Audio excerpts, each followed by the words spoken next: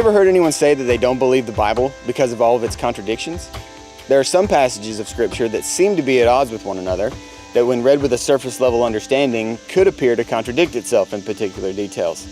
The majority of these seemingly contradictory passages are found in the Gospels, due to the fact that some events were recorded by 4 different authors with 4 different perspectives at 4 different times, some being eyewitnesses and some being second-hand accounts. Our text today is one of those passages. Matthew gives an account of Jesus feeding 4,000 people with 7 loaves of bread and a few small fish, with 7 baskets of leftovers in chapter 15 of his Gospel. Mark also gives an account of this miracle in Mark chapter 8. Now, the reason that this has been proposed to be a contradictory passage is because of another account of a similar miracle given by all 4 Gospel writers. When Jesus feeds 5,000 people with 5 loaves of bread and 2 fish with 12 baskets of leftovers. Well, which one was it? Did Jesus feed 4,000 people or did he feed 5,000?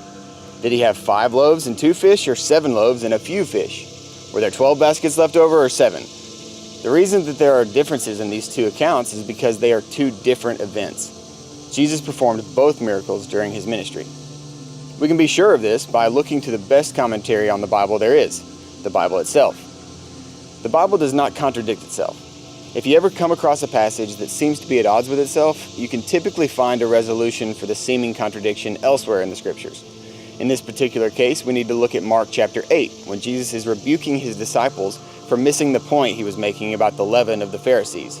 He says, "Why do you reason because you have no bread? Do you not yet perceive nor understand? Is your heart still hardened?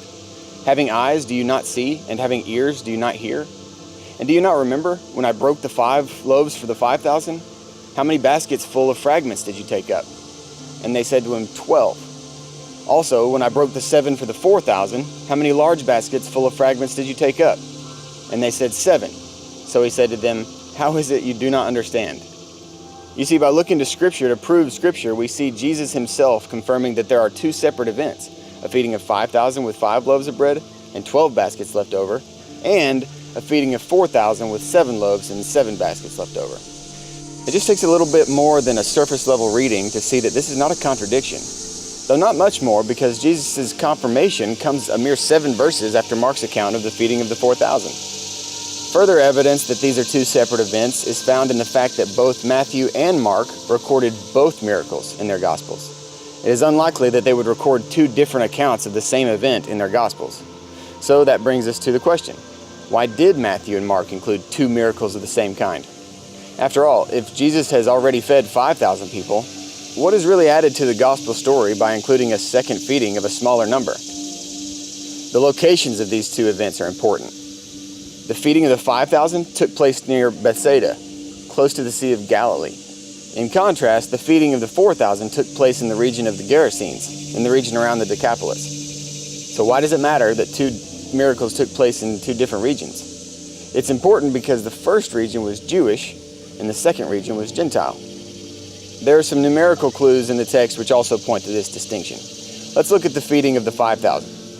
In this miracle, Jesus takes 5 loaves and feeds 5,000 people. 5, which represents the 5 books of the Jewish law: Genesis, Exodus, Leviticus, Numbers, and Deuteronomy, otherwise known as the Torah.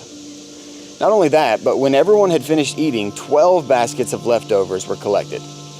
Interestingly, in Jewish culture, the land of Israel was known as the land of the 12, referring to the 12 tribes of Israel. In the feeding of the 4,000, 7 loaves are used and 7 baskets are collected. The region outside of Israel where this event took place was known as the land of the 7, referring to the 7 pagan nations that were driven out by Joshua in the conquest of Canaan. The number 7 is also symbolic of completeness. You see, Jesus' redemptive mission on earth was not just for the Jews. His mission included the Gentiles as well. Both miracles are important in and of themselves, but together they give us the whole story, the complete picture. God's plan of salvation through Jesus was meant for the whole world, both Jews and Gentiles alike. It's been global from the beginning, and there are countless passages that allude to this truth. Jesus may have been born a Jew and ministered in Israel, but his truth and his saving grace was always meant to be available to everyone. And thank God for that.